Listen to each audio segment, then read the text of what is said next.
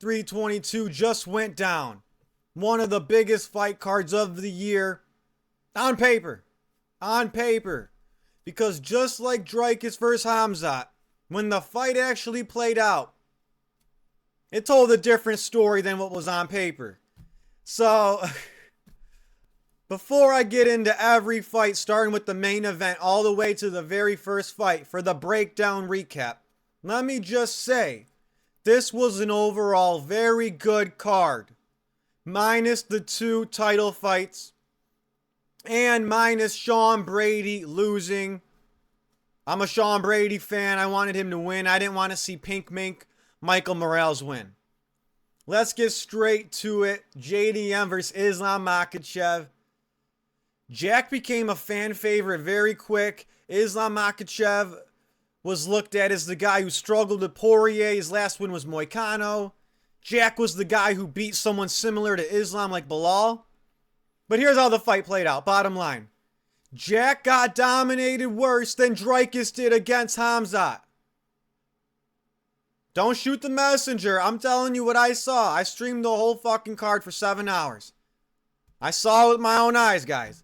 Jack got dominated worse than Dricus did against Khamzat Chimaev. Islam Makhachev moved up. Didn't get a scratch on his face. He dominated Jack on the ground from top half guard for 5 rounds straight, for 25 minutes straight. And he won the striking. Jack didn't land a single significant strike on him besides what? 1 knee to the body? Jack started out the fight in southpaw. For some reason, he was a southpaw this entire fight. Islam Makhachev never threw better leg kicks in his career until this fight. He was chopping Jack's lead leg, his right leg. Jack's leg buckled from those leg kicks eventually. He eventually had to switch stance to righty. And it looked like he hated fighting from righty against Islam. He wanted a southpaw versus southpaw showdown. And that's what happened, but Islam chewed his leg up and threw punches just to back up JDM. JDM started pressuring Islam in round 1. He threw some hands, but guess what? Islam got the body lock. He took Jack down. Sorry, the first takedown Islam landed was a single leg. He easily clung onto the single leg. He lifted Jack's lead leg, his right leg, in the air. And then he tripped his standing leg with his foot. Islam did a single leg trip, got Jack down. There was an initial scramble right away. Jack tried to roll, but Islam flowed perfectly with the scramble and kept his weight on top of Jack. And he flowed with him during the roll and stayed on top. Kind of like Khamzat versus Holland, if you ever seen that fight. Islam remained on top throughout that scramble. That was the biggest scramble of the fight. Other than that, Jack got held down in top half guard for a majority of the fight. Then Islam would occasionally get to side control for a second, but immediately trapped Jack's leg while he was on top. And immediately he always had his arm, his outside arm, wrapped around the back of Jack's head just to threaten that guillotine. Every round was the same, rinse and repeat. There wasn't even a last second moment for Jack. Kind of like how Dricus judo tossed Khamzat in round 5 and got his back for a second. None of that happened in this fight. This fight was even more dominant. Islam won 50-45. The only reason why there wasn't a 10-8 was because Islam wasn't landing the most devastating ground and pound. He did start landing elbows. Jack was curled up on his side. The whole fight, every round was the same. He got taken down, but towards the end, his legs started to buckle from those leg kicks. He could feel it. Jack's strikes slowed down. I've never seen his striking so slow. I've never seen it so slow. And right after Islam landed those beautiful leg kicks, he timed double legs easily and put Jack down. And Jack was stuck against the fence in Islam's corner. Khabib was giving Islam instruction. Islam dominated. Now, I'm very surprised that Jack didn't have the audible. I'm surprised he didn't switch it up a little bit and do his signature move, body shots. Jack should have just started the dance with his jab, and he should have followed every strike up. Every time he threw that jab, he should have followed a body hook behind it. anytime Jack threw a strike, there should always be a body hook behind it. Because if you throw body hooks low down towards the body and Islam changes level, you might catch him on the chin. Throwing that body hook could potentially help you keep your hands low to stuff those takedowns, even if you don't see it coming. You're throwing offense, but at the same time, creating that underhook, and you could potentially catch Islam on the chin while he level changes, even if you're aiming for the body. And Jack didn't land all these body hooks like he normally does. It was crazy. This looked nothing like the Bilal Muhammad fight at all. Let me tell you, this looked nothing like it. Bilal couldn't hold JDM down at all. He couldn't. JDM scrambled his ass off, and he got out of every single scenario with Bilal on the ground from a front roll, from a butterfly hook, from a butterfly sweep. None of that happened with Islam.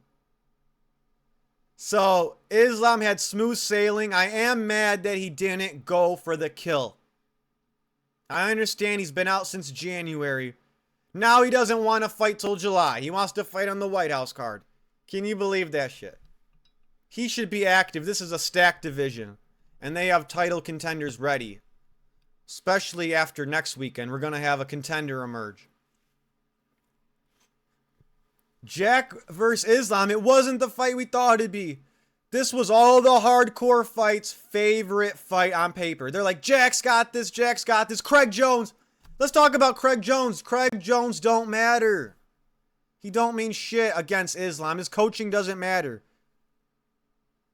Sure, in jiu-jitsu it works. But you can't play half guard in MMA. You can't have a half guard system in MMA when Islam Makhachev is on top of you. Threatening Darce choke. Islam went for some Darce. He always had his arm wrapped around the back of JDM's head to threaten guillotine and Darce. But Craig Jones, his game plan didn't help. Everyone's like, well, it worked when he trained with Volk the first fight. Volk gave Islam a hell of a run for his money. Yeah, but maybe Volk's just that good. Maybe Volk has guys like Max on his resume. Maybe Volk has guys like Prime Ortega on his resume. He has a lot of significant wins on his resume, Volkanovski. JDM, before the Bilal fight, his only big win was a split decision over Holland and then a win over old Gilbert Burns. Okay? Different level. And Volk is short and stocky, and he's low to the ground, and he doesn't even have a neck to choke. And he's very strong for his size. He's just a completely different style for Islam. What I'm saying is the featherweight champion nearly beat Islam Makhachev, but Islam smoked and destroyed the welterweight champion. Isn't that funny? Volk almost beat Islam. Volk was a 145 pounder. So Islam could barely beat the featherweight champ at 145 pounds or at 155. But he easily smoked the welterweight champ at 170. Size is not everything when you have a huge skill discrepancy. Size is not everything. I'm not saying Volk beats Jack. Well, maybe, but yo, shout out to Volk in that first fight for giving Islam the toughest fight of his career and arguably winning that fight. Islam looks great at welterweight. He's not dropping back down to lightweight. He's going to take Ilia Toporia's #1 pound for pound status. We learned that the Craig Jones system doesn't work against elite MMA grapplers. It doesn't. Unless you have a submission threat, which Jack does, and all he has is sweeps, it ain't going to work against the Dagestani guys. Or the Sambo guys, or the Caucasus region grapplers. I think Jack was getting a little overhyped. I'm not saying I wasn't rooting for him. I'm not saying he didn't put on a great fight with Bilal and he goes for knockouts. But Jack was starting to get a little overhyped because he beat Bilal. I think it's a new age in welterweight now. Now we got guys like Shavkat. Well, sorry. That's not a good example. He's been on the couch. But we got Morales who beat Brady. Oh, man, I don't want to talk about it. We got contenders. Usman, well, he hasn't been active, but Prates, but the main one, the main contender at welterweight is, wait for it, wait for it. It's going to be the winner of Ian Gary versus Bilal, but there's someone else. Who is it? Yeah, the newcomer of welterweight is Gary, Shavkat, and Morales. Those are the big three. And we got Usman as an honorable mention. Hopefully Islam does not fight Usman. I think they're going to clamor for that fight, but that's another topic. That's another topic. Jack got destroyed. He got mauled. Didn't get fraud checked, but I think he was getting a little overhyped. Let's just call it how it is. Let's call it how it is. He got an undeserved title shot against Bilal Muhammad. He was out for a year and a half before that title fight, and he only got it because Shavkat pulled out. I would like to see Jack go against... I don't want to reveal yet because I might make a separate video on that. But I would like to see Jack Della Maddalena versus... I'm not going to give it away. I'll make a separate video on that. But that was the main event. A little disappointed. Islam could have done more. It reminded me of Khamzat versus Dricus. This was just a tad bit more exciting. A smidge. A pinch more exciting. But it really reminded me of Dricus versus Khamzat. Damn it. All these sexy title fights on paper end up being a little bit of a snore fest. Speaking of that, let's jump to the co-main event. Let's jump to the co-main event. Man, another title fight. This was almost a replica of the main event. Valentina Shevchenko somehow mollywopped Zhang Weili. Took her down to the ground whenever she wanted, as she pleased. Easily. Zhang Weili couldn't get her powerful strikes going. Zhang Weili couldn't get any offensive grappling going. Couldn't get up off her back. Was a turtle on her back. Shevchenko is like the women's version of GSP. Held her down easily in side control, in her guard. Held her down at will. What else can I say? On paper, a sexy fight. But when this fight was announced, I knew it wasn't going to be that good because I wasn't impressed by either of their previous fights. Yes, Valentina has an impressive resume on paper. That's some Anthony Smith shit right there. But no, for real. But when we talk about these big, exciting cards, we're never going to bring up Shevchenko's fights. There's no crazy knockouts anymore. No crazy submissions. These past few years, we're not going to really remember. What I'm saying is we're not really going to remember Shevchenko's last few fights, these last few years. Because even though she's beaten good names like Faro and Weili, they weren't barn burners. Far from it. She basically just laid on top of Zhang Weili. At least it was a super fight. Let's move on. It was almost the same as the main event. Just a little less at stake. Just the women's version of it. Less on the line. Less chance of a finish, you know? Same thing as the main event, though. The two title fights were duds in my eyes. But what can I take from them is Valentina is basically the women's version of GSP. Does everything right, but doesn't do enough or doesn't go extra above and beyond to get the kill, get the finish. And JDM versus Islam. JDM was starting to get a little overhyped even though his style's exciting. Didn't really deserve the title shot against Bilal. And Craig Jones' coaching doesn't mean shit. Because I guarantee JDM's been training for this fight. For probably half a year. I mean, how long have we known about this Islam versus JDM fight? I called it before. Islam should have fought Ilia Topuria. International Fight Week. Ilia, people compare Jack to Ilia. Ilia's better than Jack. I'm not saying he would beat him in a one-on-one fight. I'm saying he's more well-rounded. He has better grappling, better takedown defense, especially being short. And Ilia's got more power for his size than Jack. And Ilia probably has crazier fight IQ. You know, people were calling Jack the bigger version of Ilia. I'm sure they're not going to be saying that anymore. You could say Bryce held Ilia down, but Ilia beat Charles on the ground too, you know? It should have been Ilia versus Islam. Ilia Topuria is going to have to defend his belt at 55 and then move up and fight Islam Makhachev. Let's talk about this card, though. Featured fight, Sean Brady versus Michael Morales. Sean Brady, man. Man, this was the fight I was second most hyped for besides the main event. I was so hyped. Sean Brady dominated Leon Edwards' last fight in the grappling. Choked him out in the grappling. Tapped him out, the first guy to finish Leon Edwards. He did it on the ground. Michael Morales landed bombs all over Sean Brady. Sean Brady didn't even attempt a single takedown. Why the fuck aren't you attempting a single takedown, bro? Why aren't you attempting a single takedown, bro? Why? Why not? You're the wrestler. You're the guy who literally shot a takedown a second into the Leon Edwards fight. What the fuck?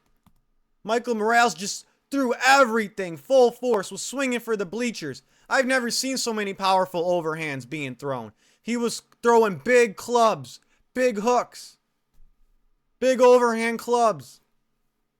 Boom, everything he was throwing was heat.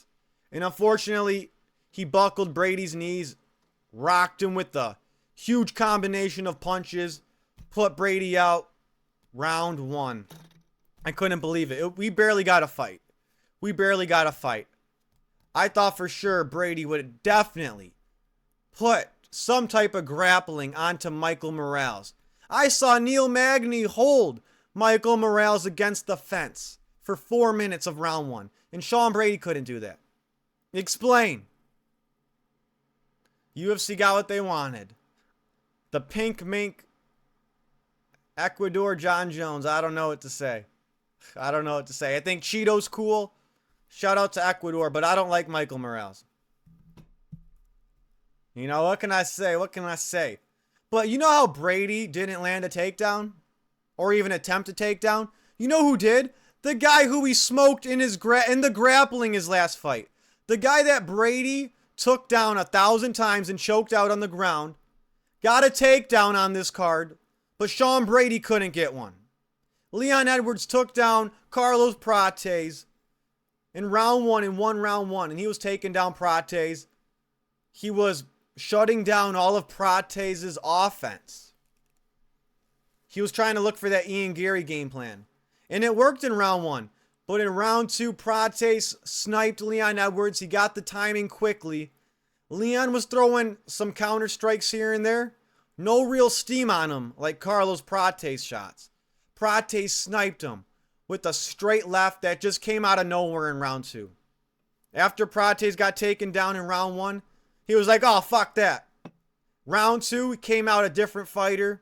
He wasn't letting Leon grapple him. He figured out Leon's game plan.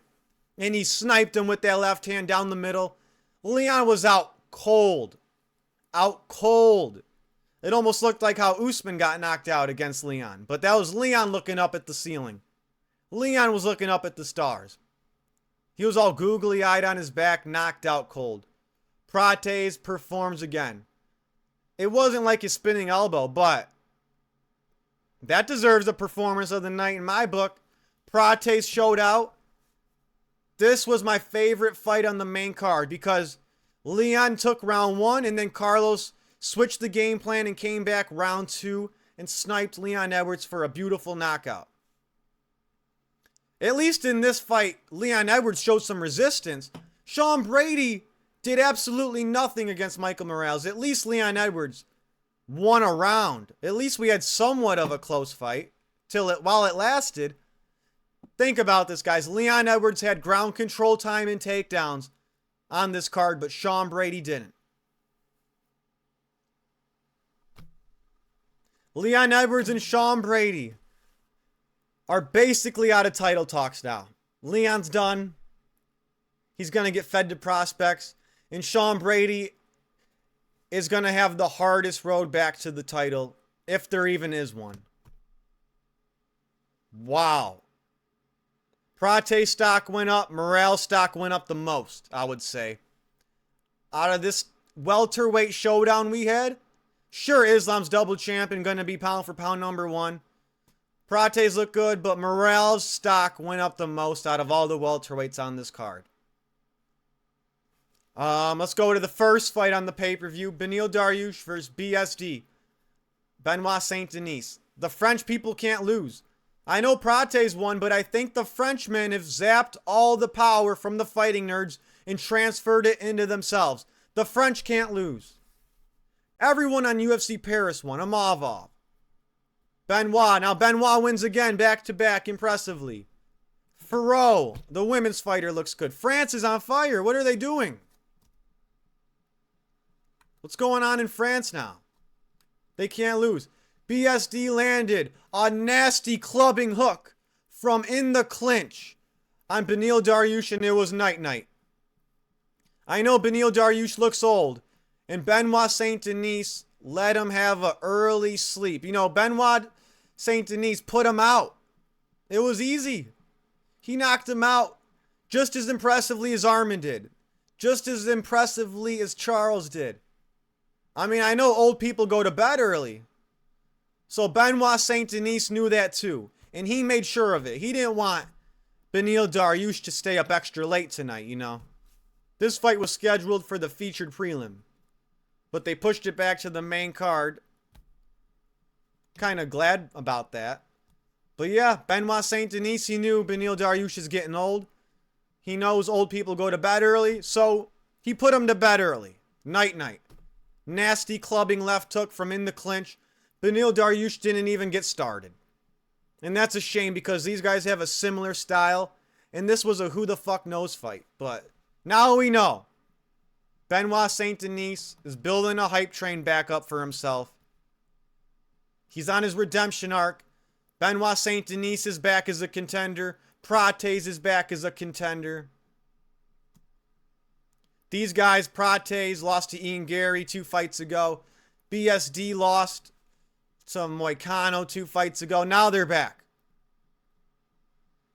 Carlos Prates and Benoit Saint-Denis are on a comeback arc right now. So like I said, fights were going well. I mean, I'm pissed Brady lost. I wanted more out of BSD versus Dariush. Prates Edwards was cool. Title fights fell flat, competitive-wise.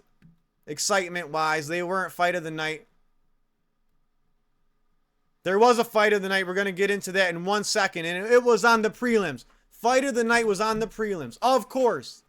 Every fight of the night is on the prelims. There's like a main card curse. I swear. Where fight of the night can't be on the main card. It rarely is. I think going into 2026, fuck the performance of the night bonus. Fuck the fight of the night bonus. Reward everyone for a finish bonus. That encourages more exciting fights. I guarantee the title fights would have been fireworks if we start giving out finish bonuses instead of performance bonuses and fight of the night bonuses. Split the pie up, split the money up, and pay everyone a bonus who gets a finish. That way, it's not just 2 to 3 fighters taking the whole pie. Spread it amongst the guys who get finishes. And if everyone gets a finish on the card, that's a good problem to have. Bo Nickel versus Rodolfo Vieira. Just watch. Chael Sonnen is probably already dropping a video right now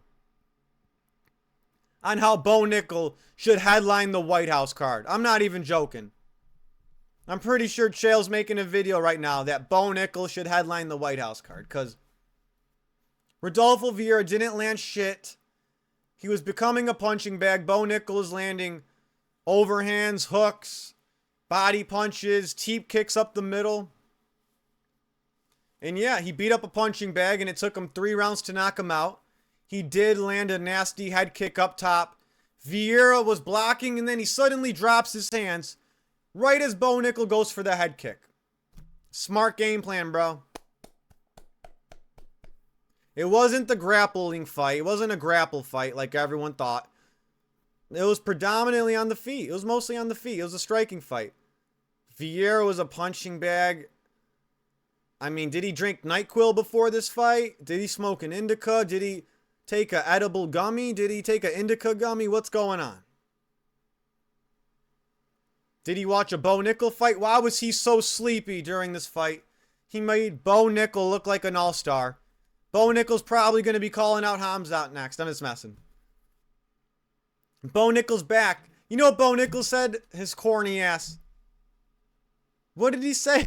Like, his favorite word, frick. Bo Frickle. Bo Frickle, I call him now. It's not Bo Nickel. It's Bo Frickle.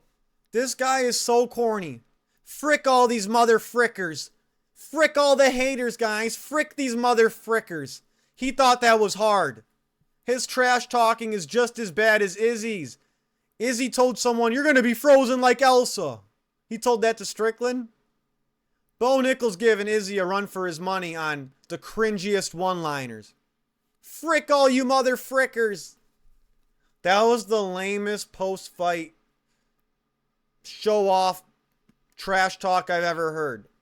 That was the lamest post-fight speech ever. Frick you mother frickers. Come on, didn't anyone not think that was like, bro, just shut up. Just stop. Just say you knocked out a punching bag. Frick you mother frickers. I knew he was going to say something about, yeah, I hope the haters are watching, you know? Something about the haters. Some stupid shit like that, you know? But yeah, he came up with, frick you mother frickers. Frick you mother frickers, man.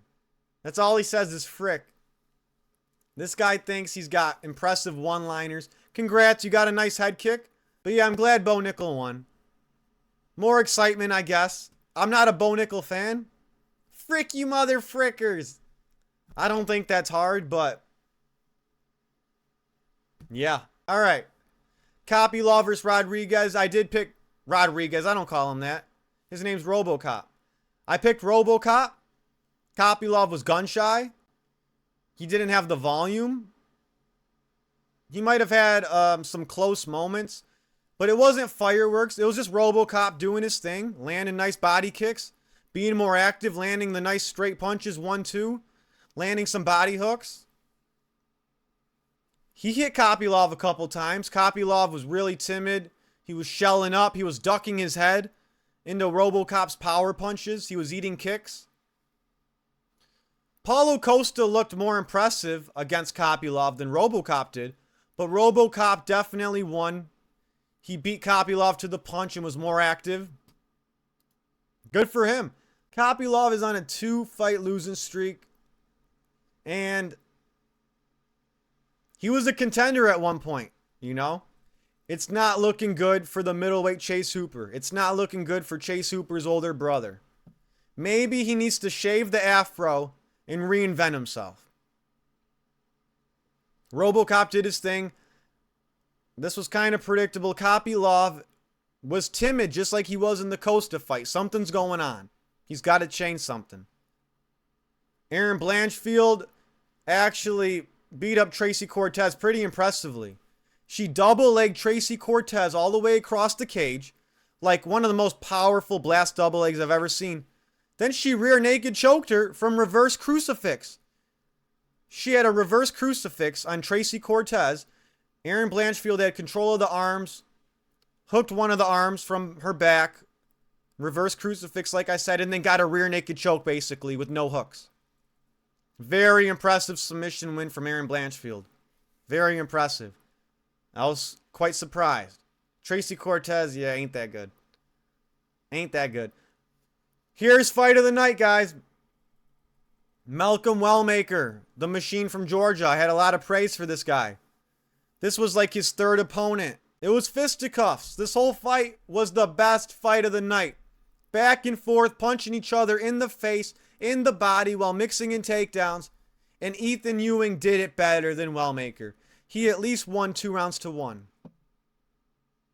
He was more active, throwing more volume, with more pressure against Wellmaker. Wellmaker was doing good, trying to slip and rip.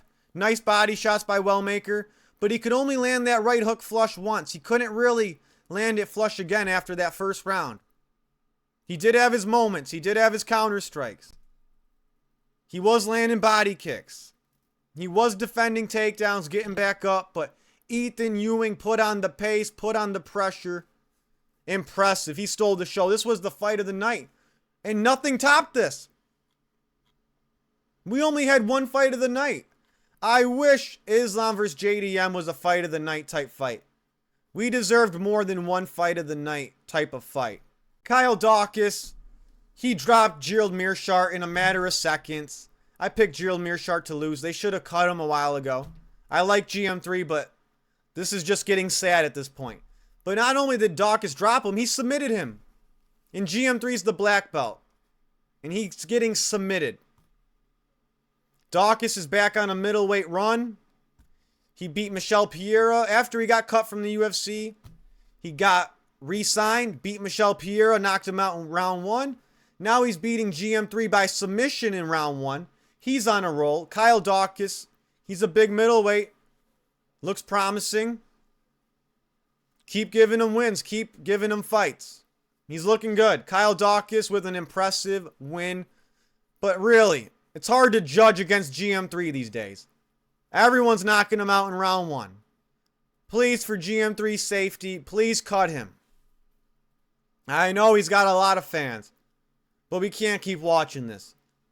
Congrats to Dawkins, I guess. You did what Mikhail Leshnuk just did to GM3, his last fight. It's amazing he's still in the UFC. All right. Congrats to Dawkins. Pat Sabatini versus Shepe. That was a decent fight. Pat Sabatini just mauled him on the ground.